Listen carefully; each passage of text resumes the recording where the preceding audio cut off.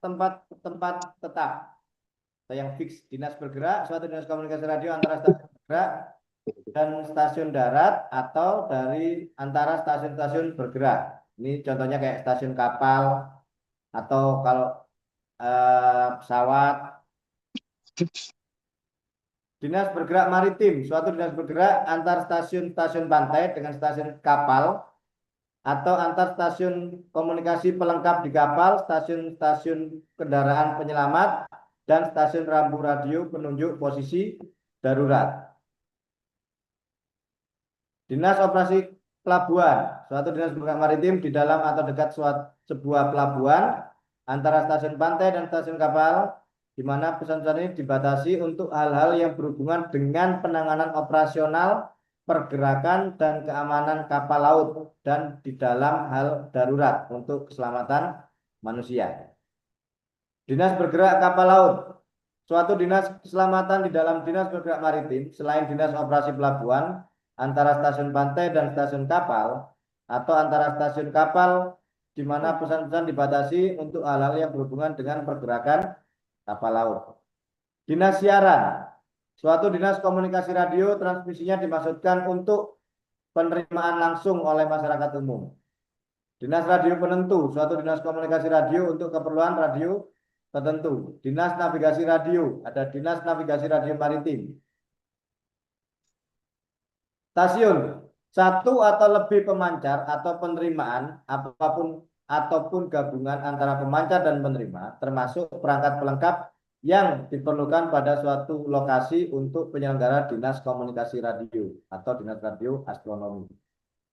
Stasiun tetap, suatu stasiun dalam dinas tetap. Stasiun bergerak, suatu stasiun dalam dinas bergerak yang dimaksudkan untuk dipergunakan dalam keadaan bergerak atau berhenti pada tempat-tempat yang tidak ditentukan.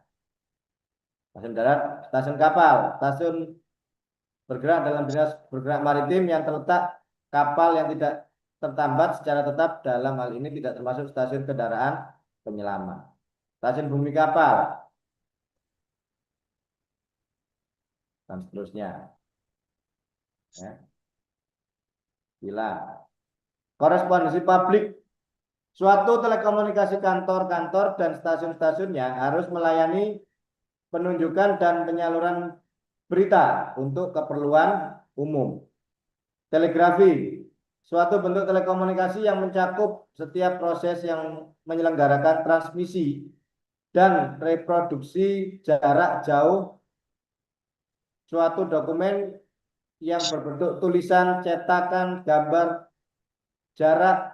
reproduksi jarak jauh dari segala jenis informasi dengan bentuk semacam itu. Ini istilah-istilah. Operasi duplex atau jenis pancarannya, suatu cara yang memungkinkan kanal telekomunikasi dari jarak masing-masing jurusan secara bersamaan. Contohnya telepon rumah, semi duplex. Suatu cara kerja penyaluran yang menggunakan simplex pada salah satu ujung sirkuit dan operasi duplex pada ujung yang lainnya. Radiasi, emisi, nanti bisa dibaca ya.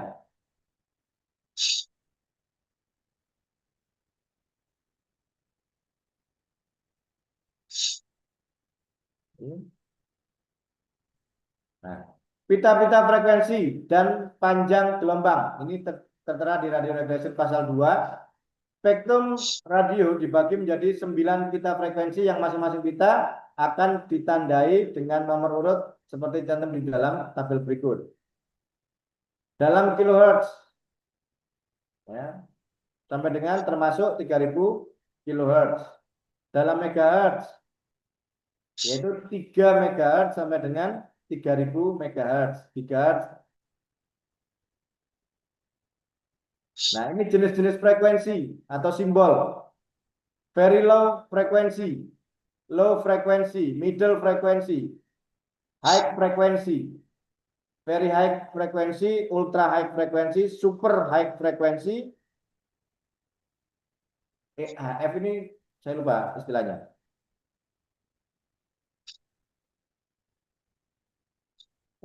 extreme high Apa? X extreme high astronaut high frekuensi. Boleh diketikkan, Pak? extreme high Oh, frekuensi, ekstrim. Pak. Sorry, ekstrim high frekuensi. Ini belum ditentukan ya. Untuk panjang gelombangnya ekstrim high frekuensi, tanggal dan waktu. Tiap tanggal yang digunakan sehubungan dengan komunikasi radio harus berdasarkan kalender regional. Nah, menggunakan apa? UTC.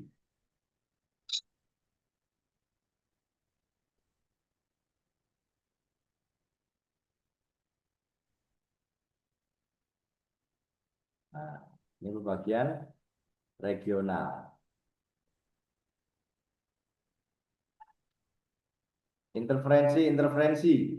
Seluruh stasiun dilarang untuk melakukan pemancaran-pemancaran yang tidak perlu. Nah, ini contohnya kayak jualan rokok atau dengerin dangdut dicun di radio dengan alasan bosen Pak di tengah laut nggak ngapa-ngapain ya istirahat kalau bisa cuti dulu ya. Jangan sampai dari kebosanan Anda bisa bunuh orang lain ya. Atau pemancaran sinyal-sinyal palsu atau penyesatan atau pemancaran sinyal-sinyal tanpa identitas. Kecuali yang dijelaskan dalam pasal 13. Stasiun pemancar harus meradiasikan hanya sebesar daya yang diperlukan untuk menjamin suatu pelayanan yang memuaskan. Satu persatu videonya mati semua. Tahu-tahu tinggal tidur saya nanti. Untuk menghindari interferensi, pasal 3 nomor 2.1. Lokasi-lokasi dari stasiun-stasiun penerima harus dipilih dengan seksama.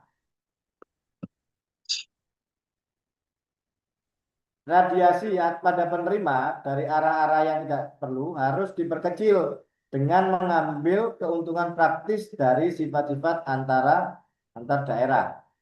Pemilihan dan penggunaan pemancar dan penerima harus sesuai dengan ketentuan dalam pasal 3. Kondisi-kondisi yang ditentukan harus dipenuhi sesuai dengan nomor 22.1. Laporan tentang pelanggaran. Pelanggaran terhadap konstitusi, konvensi, atau peraturan radio harus dilaporkan kepada administrasi mereka masing-masing oleh organisasi pengawas, stasiun-stasiun, atau pengamat yang menemukannya. Ketika Anda mengalami gangguan frekuensi, Anda lapornya kemana?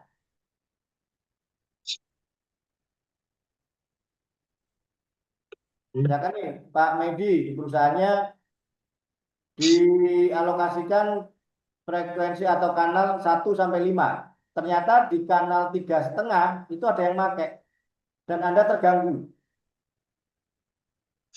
Anda kira-kira lapornya kemana?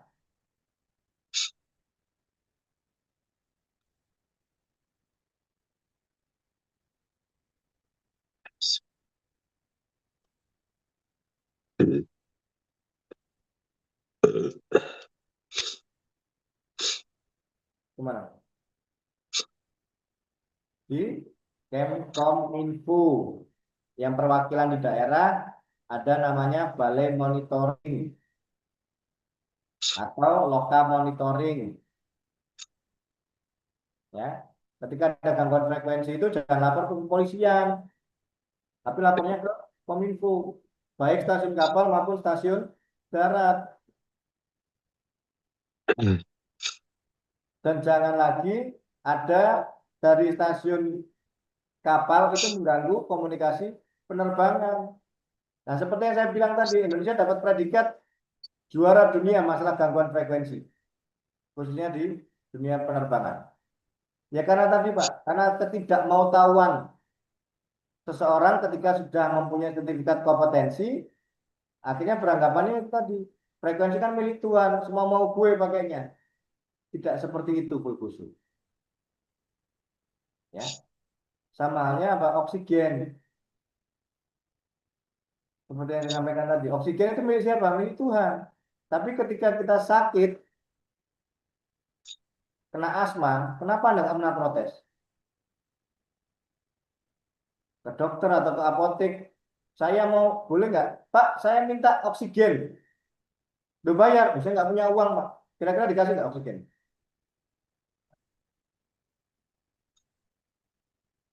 Nih, dari sini dulu, mungkin ada yang mau ditanyakan. Silakan.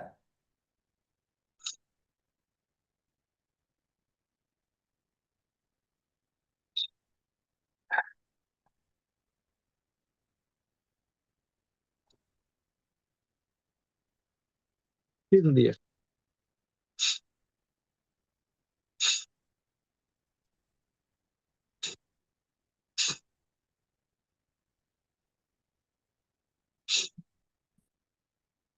Silakan, mungkin ada yang mau ditanyakan atau masih ada yang dibingungkan.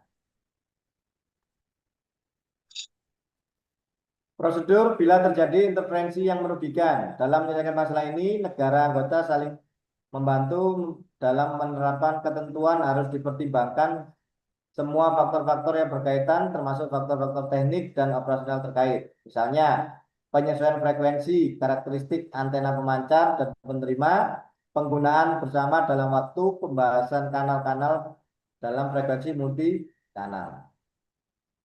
Sekresi dalam pasal 17.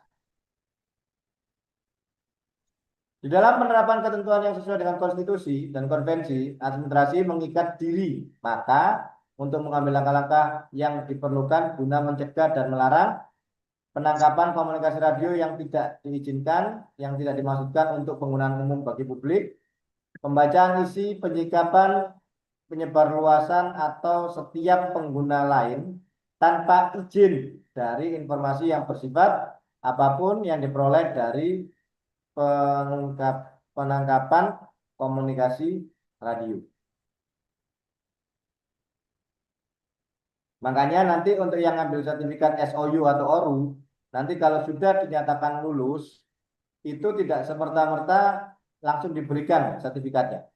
Tetapi harus mengikuti kegiatan pelantikan atau pengambilan sumpah. Karena terkait tentang pasal 17 di Radio Regulation. Tentang secrecy of communication. Anda sebagai perwira radio baik di kapal maupun di darat, ya, itu harus bisa menjaga kerahasiaan. Pasal 18, licensing. Ini di Radio Regulation juga. Setiap stasiun pemancar yang didirikan atau dioperasikan oleh PT ataupun badan usaha harus mendapatkan izin dari pemerintah suatu negara di mana stasiun yang dimaksudkan berada. Izin yang dikeluarkan dalam bentuk tertentu dan sesuai dengan ketentuan-ketentuan dari peraturan radio ini. Jadi nggak ada lagi ceritanya. Gimana kalau kita bisa komunikasi turun satu Pak, naik satu Pak? Nggak ada ceritanya.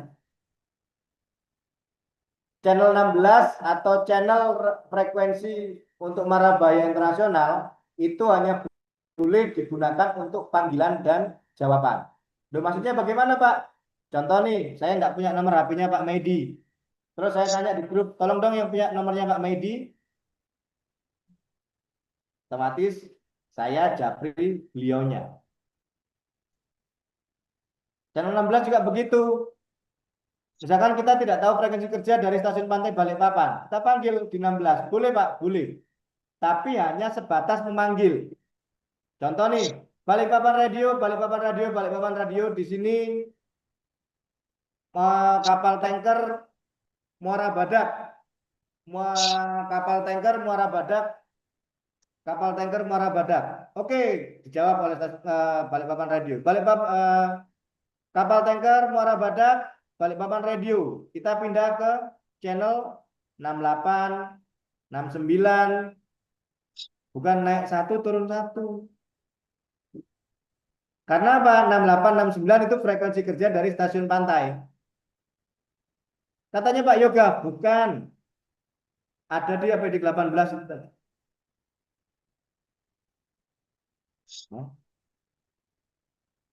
Oke, dari sini dulu. Mungkin ada yang mau ditanyakan. Atau masih ada yang dibingungkan? Atau ada yang mau didiskusikan? Oh Pak, dulu saya ngambil JMDSS nggak seperti itu. Ayo kita buka lagi, boleh.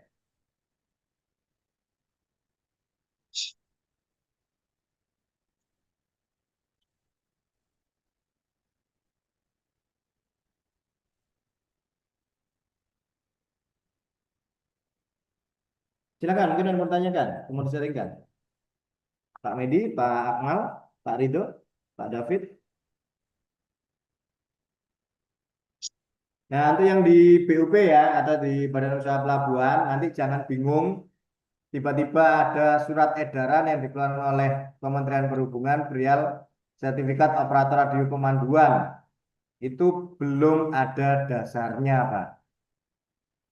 Tidak, dan belum ada kurikulum silabusnya. Ya, itu sudah sempat rame. Ya, banyak teman-teman alumni yang diskusi dengan saya bilang itu belum bisa diterapkan. Ya. Dan itu tidak jelas karena dasarnya tidak ada.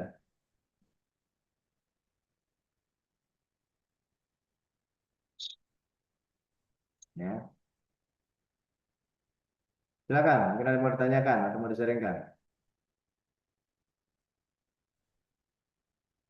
Makanya Anda sebagai operator radio nantinya yang di BUP itu supaya paham. Oh, frekuensi maritim itu seperti ini. Oh, teknisnya berkomunikasi dengan kapal itu seperti ini. Walaupun Anda di darat. Aturannya ada di mana? Ada di PM 89 tahun 2018. Itu dasar kenapa operator radio pemanduan itu wajib atau operator radio pantai itu wajib mempunyai ORU atau SOU. Itu dasar. Dasar penyelenggaraan pendidikannya ada di PM 02 tahun 2011 Kementerian Kominfo. Kalau mengenai syarat sertifikat operator radio itu ada di PM 89 tahun 2018 Kementerian Perhubungan.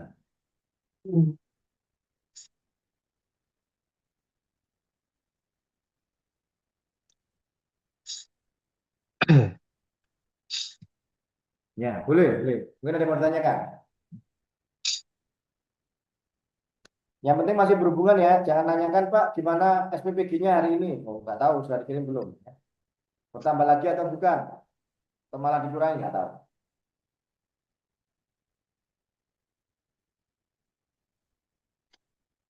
Pak Yoga, apakah ingin jadi manajernya di Koperasi Merah Putih? Oh, enggak.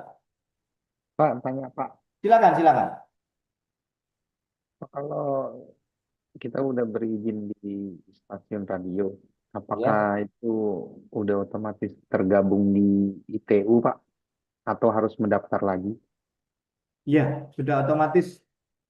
Nanti dari ISR Bapak itu akan di-upgrade atau didaftarkan oleh Kementerian Kominfo atau Komdigi ke ITU, nanti di dalam sidangnya ITU. Nah, makanya untuk list dokumen yang seperti yang saya sebutkan tadi, stasiun kapal maupun stasiun radio pantai, list of coast station itu diupdate-nya setiap 2 tahun 6 bulan. Kalau stasiun kapal diupdate-nya setiap 1 tahun 3 bulan. Gampang kalau melihat kapal atau suatu perusahaan itu sudah berizin atau enggak, lihat di list dokumen itu tadi. Kalau saya sebagai orang awam ya, tapi kalau di Bapak ya harus ada wujud ISR-nya itu tadi. Begitu ya Pak Kadir ya. Iya, Pak, siap. Jadi nggak perlu Bapak daftar lagi ke ITU, enggak. Itu sudah otomatis. Karena administrasi atau administrator perwakilan di Indonesia adalah Kemkom Minfo atau Kemkom Digi.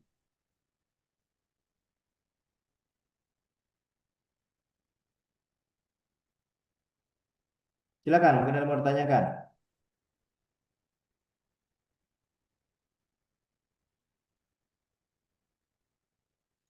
Identifikasi stasiun-stasiun. Semua transmisi dalam dinas berikut, kecuali yang ditentukan dalam poin 19.13 sampai dengan 19.15 hendaknya menggunakan sinyal identifikasi. Nah, ini makanya dibedakan antara dinas amatir, dinas siaran, dinas tetap, dinas bergerak, dinas frekuensi pada tanda waktu standar. Artinya apa? Inilah yang seperti saya sampaikan yang diamanatkan di Undang-Undang 36 tahun 99. Penggunaan spektrum frekuensi radio itu harus sesuai dengan peruntukannya. Artinya apa? Untuk dari pihak Kominfo akan mengalokasikan atau mengatur misalkan dari band 1 sampai 6 itu untuk komunikasi udara, untuk WiFi sekian, untuk komunikasi maritim dari frekuensi sekian sampai sekian. Jadi bukan semau-mau gue. Alokasi seri dan penempatan tanda panggilan. Sekretaris Jenderal bertanggung jawab untuk mengalokasikan angka identifikasi maritim kepada administrasi dan akan secara berkala mempublikasikan informasi mengenai NIT yang dialokasikan. Makanya ketika nanti sudah Anda mempunyai ISR baik stasiun kapal maupun stasiun pantai, itu akan tercantum call sign dan MMSI.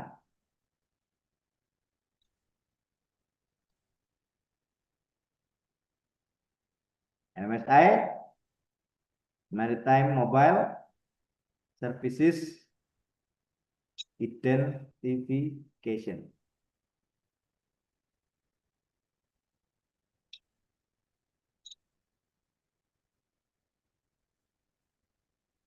Formasi tanda panggilan. Dua karakter pertama harus terdiri dari dua huruf atau sebuah huruf yang diikuti oleh sebuah angka. Dua karakter pertama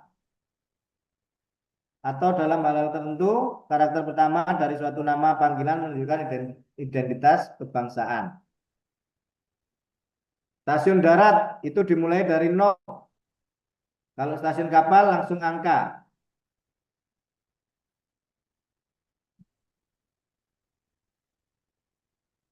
Artinya apa? Kalau kapal itu kalau di Indonesia itu kodenya adalah 525. Kapal misalkan Tampomas 525001235. Ada berapa digit? 9. Kalau stasiun pantai itu dimulai dengan 00.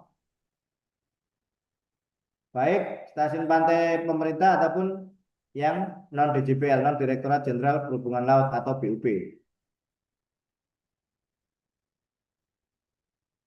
Terdapat 4 jenis identitas bergerak maritim. Identitas stasiun kapal, identitas panggilan kelompok stasiun kapal, identitas panggilan stasiun pantai, identitas panggilan kelompok stasiun pantai.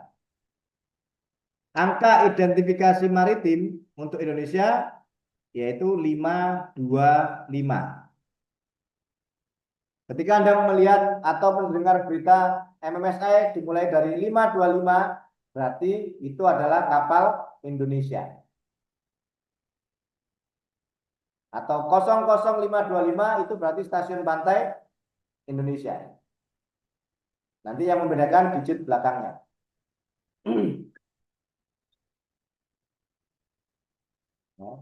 Dibentuk dari 9 digit, 3 digit MIT, 6 selebihnya kapal khusus. Indonesia MIT-nya itu dimulai dari 525. Publikasi dinas. Ini yang seperti saya sampaikan tadi harus terdaftar nih, baik stasiun kapal maupun stasiun radio pantai bagi yang sudah punya ISR.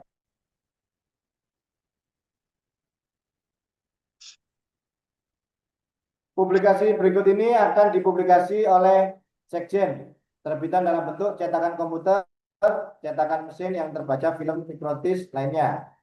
Daftar 1, daftar frekuensi internasional berisi khususnya untuk penerapan frekuensi yang dicetak dalam daftar induk frekuensi internasional, frekuensi 500 atau 2182 kHz untuk digunakan oleh dinas-dinas tertentu.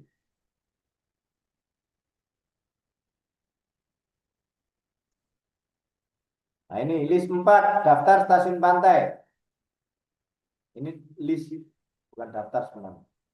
List 5 stasiun kapal, list 7 daftar stasiun radio, penentu dan dinas khusus. List 7, list 6, list 7 daftar tanda panggilan dan identitas numerik dari stasiun yang digunakan oleh dinas-dinas bergerak maritim.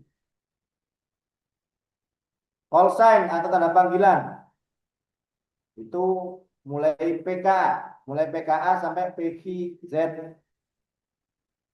Jadi kalau melihat pesawat, kalau call sign-nya PK itu berarti berbendera Indonesia. Atau YBA atau YZ belakangnya apa? Itu Indonesia. Siapa yang menentukan? Ya, dari ITU, International Telecommunication Union. Bukan Pak Yoga, bukan Pak Nurpati yang menentukan call sign-nya ya.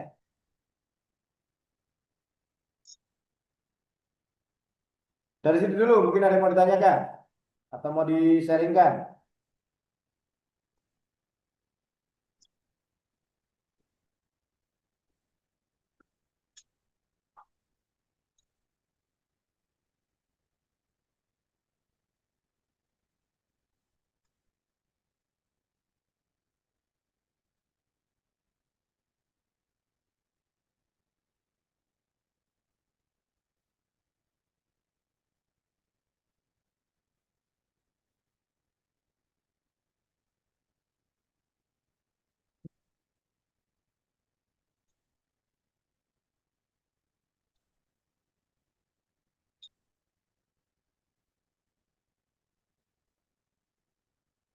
Halo, anybody home?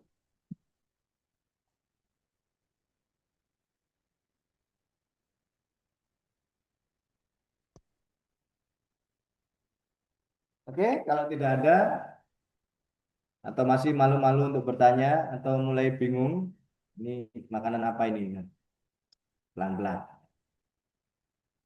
Karena udah kelihatan mulai keluar asapnya dikit-dikit.